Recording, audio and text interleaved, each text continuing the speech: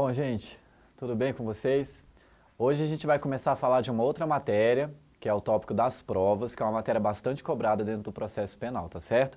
A gente vai trabalhar dos artigos 155 ao 250 do CPP, então a gente vai ver uma série de coisas aqui, as principais perícias, vamos falar um pouquinho do princípio da inadmissibilidade das provas obtidas por meios ilícitos, né, prova testemunhal, uma série de coisas. Mas a gente vai começar agora falando aqui, ó, vai ser o nosso primeiro tópico de número 1, os sistemas de apreciação de provas, que vira e mexe cai nas nossas provas de processo penal. Isso aqui é bem tranquilo, mas a gente tem que saber qual é o sistema que hoje o Brasil adota, tá? Quando a gente fala dos sistemas de apreciação de uma prova, o que acontece? A gente quer saber como que ao longo do tempo as provas vinham sendo apreciadas dentro do direito, no nosso caso especificamente o processo penal. Será que a forma que eu tenho de olhar para uma prova hoje é a mesma forma que eu tinha, por exemplo, lá na Antiguidade, durante a Idade Média? Será que no direito inteiro, seja no processo penal tradicional, seja lá no Tribunal do Júri, por exemplo, a forma de apreciar as provas vai ser a mesma? É isso que a gente vai ver, tá? Então, olha só, a gente vai começar colocando aí que o Brasil, ele adota o sistema da persuasão racional. Esse é o nome do sistema que a gente adota hoje, tá? Sistema da persuasão racional ou do livre convencimento motivado.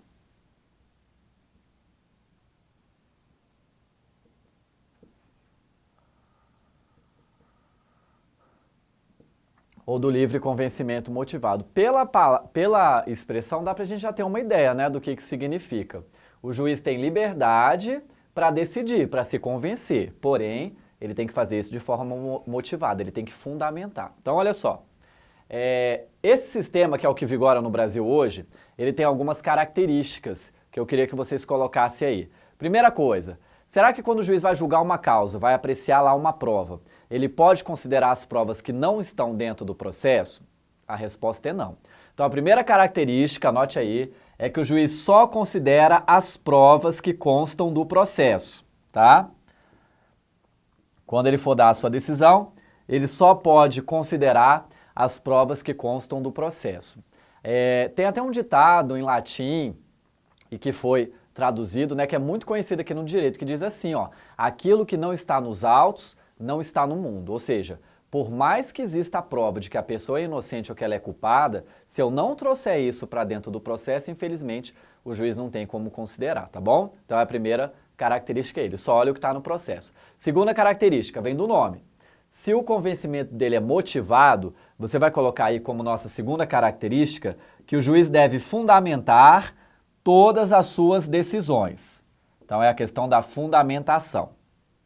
O juiz deve fundamentar todas as suas decisões, certo? Tudo que ele decide dentro de um processo tem que ser devidamente fundamentado.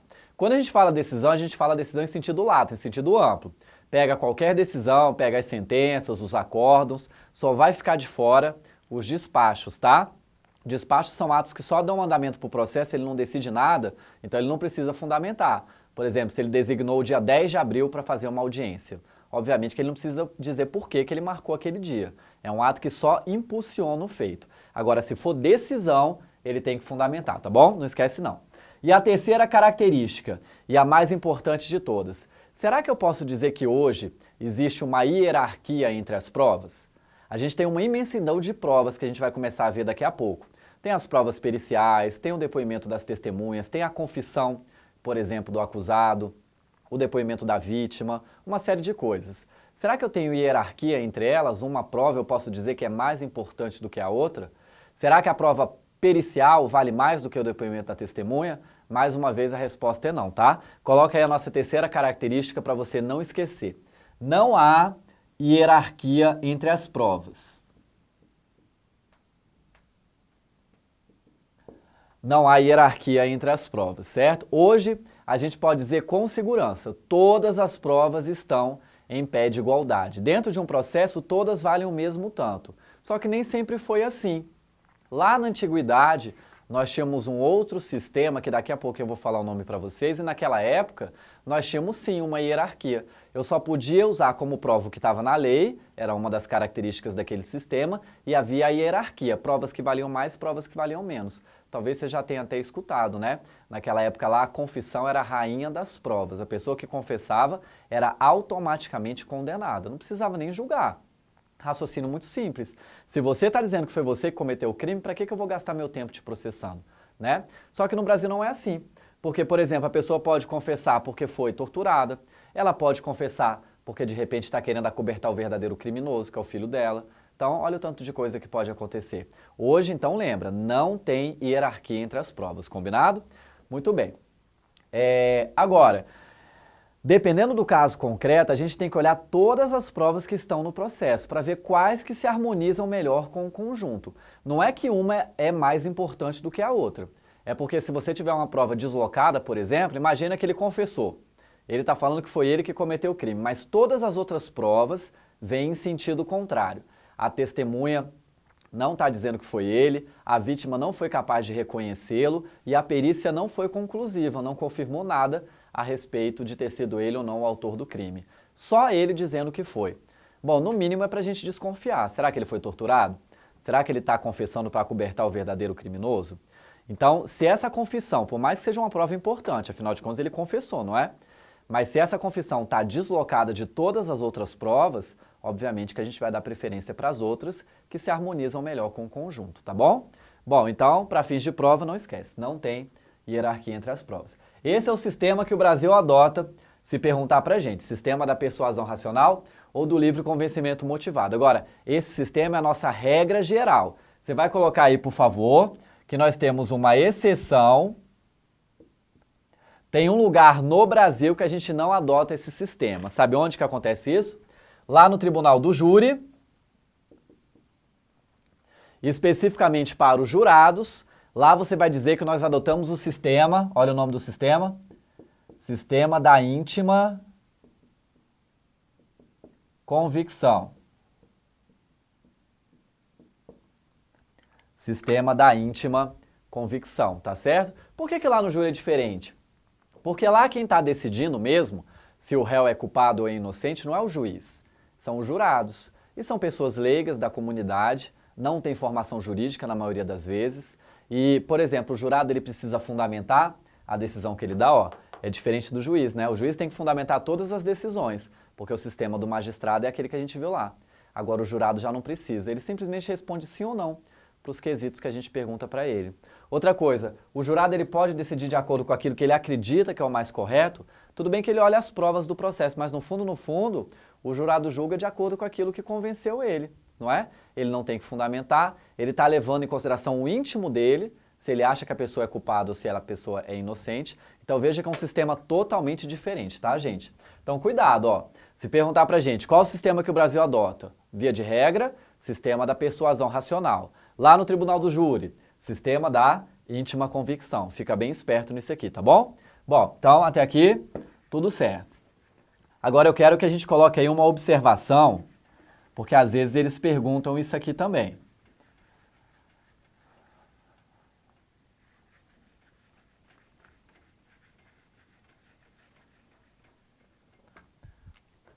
Vamos pôr aí a nossa observação. A observação é a seguinte, eu acabei de dizer para vocês aí quais são os sistemas que o Brasil adota. O da persuasão racional como regra e o da íntima convicção do júri. Agora, apesar disso, se perguntarem para é possível encontrar no CPP, no nosso Código de Processo Penal, algum vestígio, algum resquício de algum outro sistema de apreciação de provas? Se perguntar isso, a resposta é sim. A gente pode dizer então aqui, ó, que no CPP há vestígios de um outro sistema.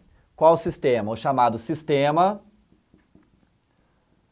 das provas legais, também conhecido como sistema tarifado.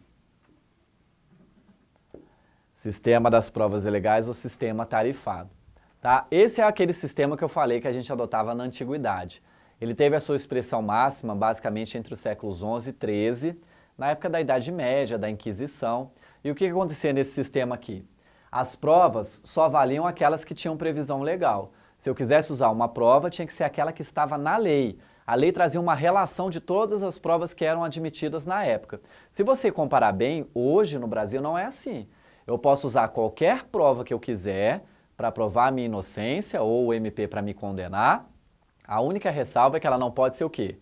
Ilícita, não é? Mas faz diferença se ela tem previsão na lei ou não? Isso é irrelevante, porque hoje as provas não são mais legais, elas não precisam estar na lei. Mas naquela época não, eu só podia usar como prova o que estava na lei. E o pior, cada prova tinha um peso, um valor específico, era um sistema totalmente hierarquizado, daí esse nome aqui, de sistema tarifado. Tarifado lembra tarifa, né? Preço, valor. Cada prova tinha o seu valor próprio. A prova mais importante, conhecida como rainha das provas, confissão. A prova menos importante, que alguns diziam que era a prostituta das provas, era a prova testemunhal. Eles não davam muito valor no que a testemunha falava, porque achavam que ela podia mentir, o que era um contrassenso, porque ao outro lado eu dava grande valor ao que o próprio acusado falava, né? Bom, o fato é, se ele confessasse, essa prova valia mais do que qualquer outra. Mesmo que todas as testemunhas dissessem o contrário, mesmo que todas as perícias indicassem o contrário, confessou, já era tido automaticamente como se fosse julgado. Então era um sistema muito hierarquizado. E esse sistema, se perguntarem pra gente, o Brasil adota o sistema tarifado, o que a gente vai responder? Não, a gente não adota. A gente adota aqueles dois lá que eu falei agora há pouco, um como regra geral e lá no júri, o sistema da íntima convicção, só esses dois. Agora, se perguntarem, embora não seja adotado pelo Brasil, esse sistema aqui, é possível encontrar alguns vestígios dele na nossa legislação? Aí a resposta é sim, e eu vou te dar um exemplo bem categórico. O nosso exemplo está no artigo 155 do CPP, tá certo? O artigo 155, ele diz que somente quanto ao estado das pessoas serão observadas as restrições à prova, permitidas na legislação civil. O que ele está querendo dizer com isso?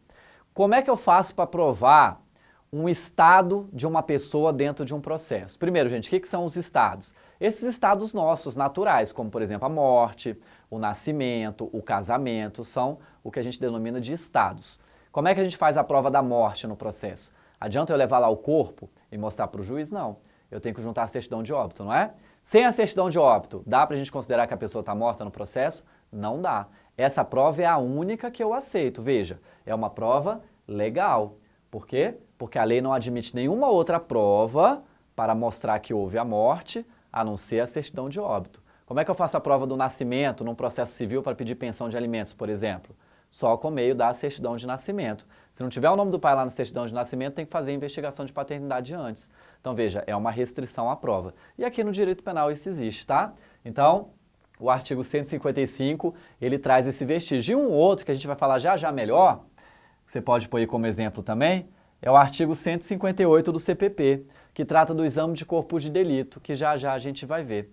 Tá? Essa regra aí diz que toda vez que o crime deixar vestígio, tem que fazer o exame de corpo de delito. E eu não aceito nenhuma outra prova a não ser essa. Mas não se preocupe que sobre essa perícia a gente vai falar melhor, tá bom? Então eu só queria que você ficasse com essa ideia aí. Embora não seja mais adotado pelo Brasil, o sistema tarifado ou o sistema das provas legais, a gente consegue sim achar alguns vestígios dele na nossa legislação. Combinado, gente? Então tá aí. Esse foi o nosso tópico de número 1, a questão dos sistemas de apreciação das provas. É um tópico bem simples, não traz maiores dificuldade. Se for de prova de múltipla escolha, ele vai pedir para você marcar lá o sistema adotado pelo Brasil, por exemplo, ou o sistema que o Brasil adota lá no Tribunal do Júri, vamos imaginar. E se for prova de VOF, por exemplo, ele vai cobrar essas características talvez que a gente viu, tá bom, gente? Então, o número 1 tá aí. Vamos colocar agora o nosso tópico de número 2, dentro dessa nossa matéria maior aí das provas, para a gente falar um pouquinho das principais perícias que a gente tem. Principais perícias. Onde é que a gente vai encontrar essas perícias mais importantes? Elas vão dos artigos 158 até o 184 do CPP. 158 até 184, tá bom? Bom, a perícia é uma prova técnica, como vocês sabem. é feito pelos peritos, daqui a pouco a gente fala um pouquinho dos peritos, aproveitar. E nós temos várias perícias importantes no processo, como por exemplo o exame de corpo de delito, uma exumação, o exame para reconhecimento de escritos, exames que podem ser feitos por precatórias, que a gente vai ver como é que é isso. A gente vai se concentrar nessas aqui, ó, que são as que a prova cobra, né? E lembra, a nossa matéria aqui é o processo penal, não é a medicina legal, então ninguém vai aprofundar muito do ponto de vista técnico, eles vão te cobrar as regras que estão no CPP, tá? Então, ó, a primeira que a gente vai ver, coloca aí a letra A, é o exame de corpo de delito.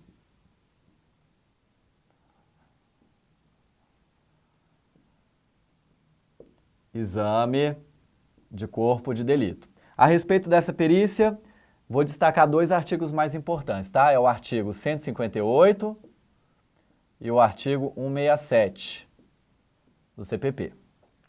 Do 158 e o 167. Bom, antes da gente começar, me diga aqui se esse item é verdadeiro ou falso. Veja aqui o que você acha. O item diz assim: o exame de corpo de delito só pode ser feito em pessoas, vivas ou mortas, mas não em animais ou coisas inanimadas. E aí, gente? Tá verdadeiro ou tá falso? Tá errado, não tá? Por que ele pergunta isso? Porque ele associa corpo como se fosse corpo de pessoa. E aí dá a impressão que a gente só faz essa perícia em pessoas. Só que não é verdade. Por quê? Porque a expressão é uma expressão composta, ó. É corpo de delito. O que significa essa expressão dentro do direito processual penal? Você fala assim, ah, tem um corpo de delito ali. Isso significa que tem um vestígio do crime. Então, corpo de delito nada mais é do que os vestígios que o crime tem. Ou que o crime deixa, desculpa. Os vestígios que ele deixa. Esse vestígio pode ser lá na pessoa, realmente.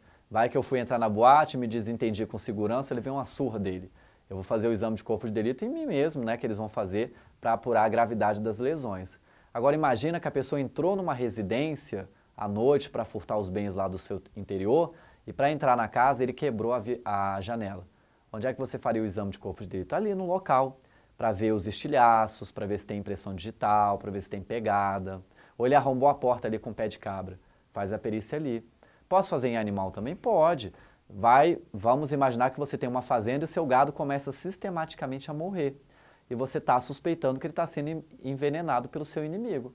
A gente vai fazer a perícia lá nos animais, para ver se tem traços de veneno no organismo e coisas do tipo. Então, ó, não tem mistério não. O exame de corpo de delito pode ser feito em pessoas, não importa se está viva ou se está morta. Pode fazer em coisas inanimadas, pode, e pode fazer em animais também, tá bom?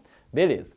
Ó, a gente vai começar colocando 3 regras mais importantes sobre o exame de corpo de delito, tá bom? Põe aí a primeira regra dessa perícia aqui. Essas 3 são bem conhecidas.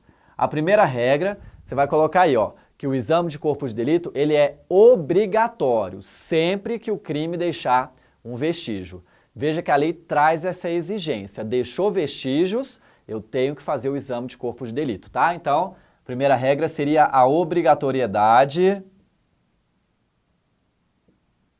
desse exame quando o crime deixa vestígio.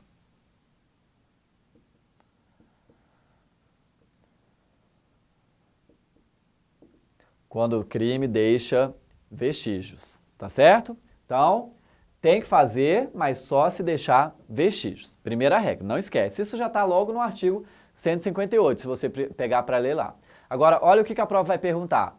E se houver a confissão do acusado? O acusado está dizendo que foi ele mesmo que cometeu aquele crime, mas foi um crime que deixou um vestígio. Ainda assim, a gente precisa fazer o exame de corpo de delito ou não? Precisa, não precisa? Põe aí a nossa segunda regra então, ó. Coloca aí. A confissão do acusado não supre a falta desse exame, tá?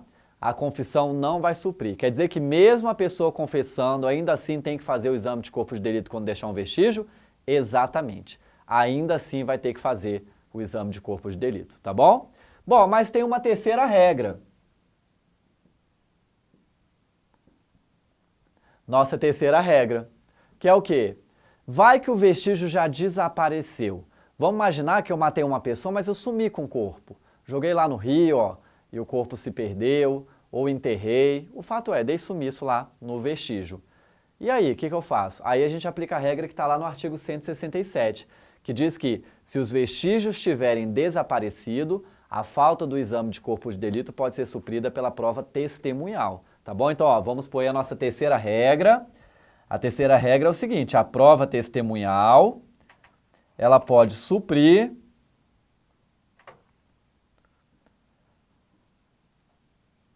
a falta do exame de corpo de delito quando os vestígios tiverem desaparecido, certo, gente? Ó, por favor, toma cuidado para não confundir, para não trocar. O que supre a falta dessa perícia é a prova testemunhal, mas isso só quando o vestígio desapareceu.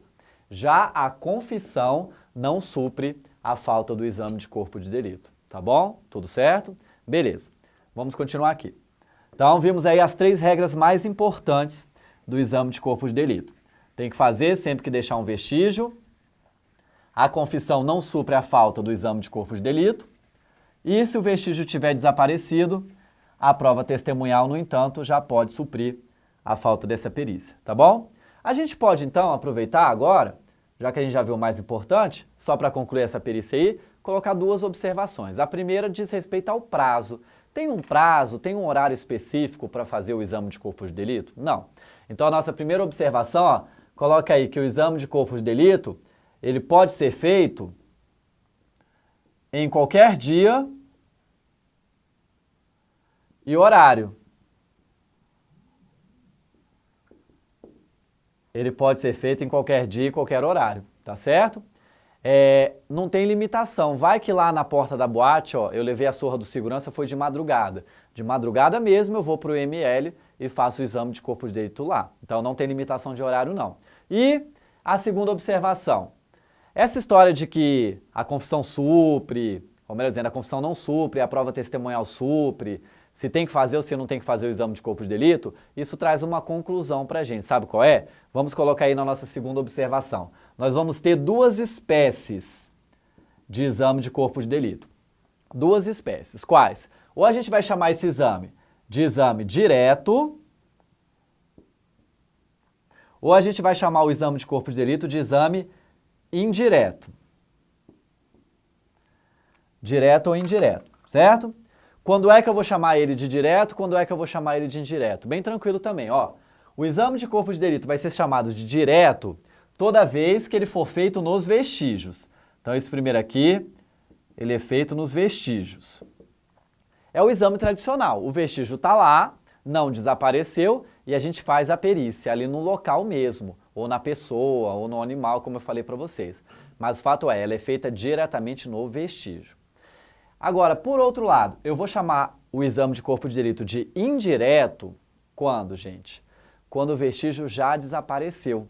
Porque aí eu não vou ter como fazer o exame de corpo de delito propriamente. A gente vai suprir pela prova testemunhal, estão lembrados? Então, ó, o exame indireto, ele nada mais é do que a prova testemunhal. Prova testemunhal. Que a gente usa, né, quando os vestígios desapareceram. Então, os vestígios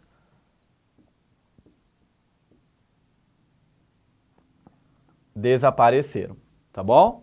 Então, bastante cuidado. Ou ele vai ser direto ou ele vai ser indireto. As questões gostam muito de colocar essas 2 expressões e agora a gente já sabe do que se trata, tá? O direto faz um vestígio, o indireto é a prova testemunhal que está suprindo a falta do exame de corpo de delito. Bom, gente, essa foi a nossa primeira perícia, tá? O exame de corpo de delito. Ela é muito importante, cai bastante. Se você puder dar uma lidinha nesses, já não está mais aqui, né? Nos artigos que eu tinha indicado lá, no 158 e no 167, tá bom?